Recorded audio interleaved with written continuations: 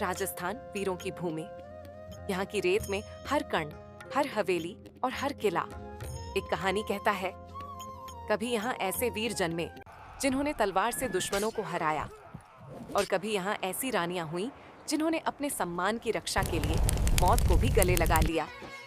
आज हम सुनेंगे चित्तौड़गढ़ की आखिरी रानी पद्मिनी की कहानी।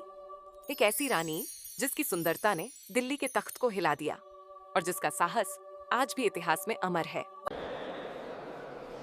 सन 1996 दिल्ली की गद्दी पर बैठा था अलाउद्दीन खिलजी। उसके साम्राज्य का विस्तार तेजी से हो रहा था, लेकिन जितना वह दिल्ली का बादशाह था, उतना ही वह अपने लालच और क्रूरता के लिए भी बदनाम था। वक्त आ गया है। एक दिन खिलजी को मालूम हुआ कि राजस्थान के चित्तौड़ में एक रानी है, रानी पद्मिनी, जिसकी सुंदरता की मिसाल पूरे हिंदुस्तान में दी जाती है। खिलजी के मन में सिर्फ एक ही ख्वाहिश रह गई, पद्मिनी को पाना।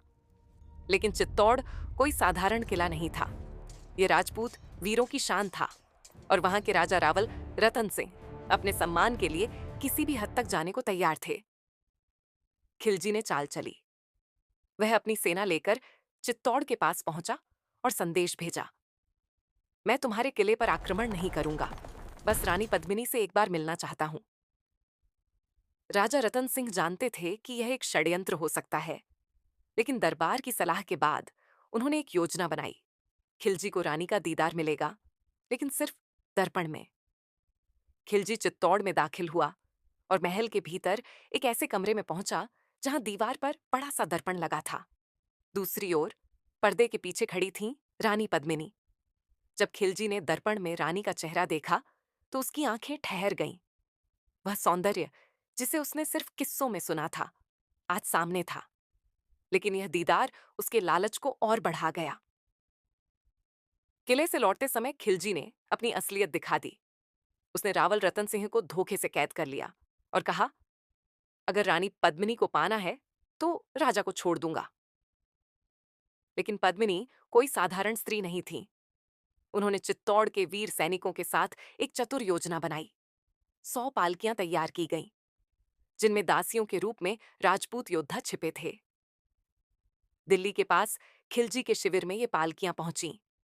जैसे ही रावल रतन सिंह को पालकी में बैठाकर ले जाया जाने लगा, अचानक तलवारें चमकीं और राजपूतों ने अपने राजा को छुड़ा लिया। खिलजी गुस्से में पागल हो उठा और उसने चित्तौड़ पर पूरी ताकत से आक्रमण कर दिया।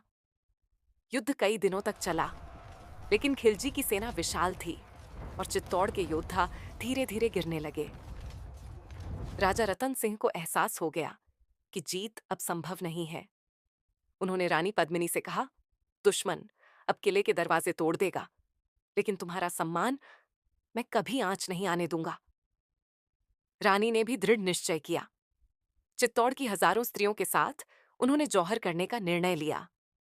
महल के भीतर विशाल अग्निकुंड जलाया गया। दुश्मन के आने से पहले सभी स्त्रियों ने अपने प्राण अग्नि को समर्पित कर दिए, ताकि उनकी इज्जत पर कोई दाग ना लगे।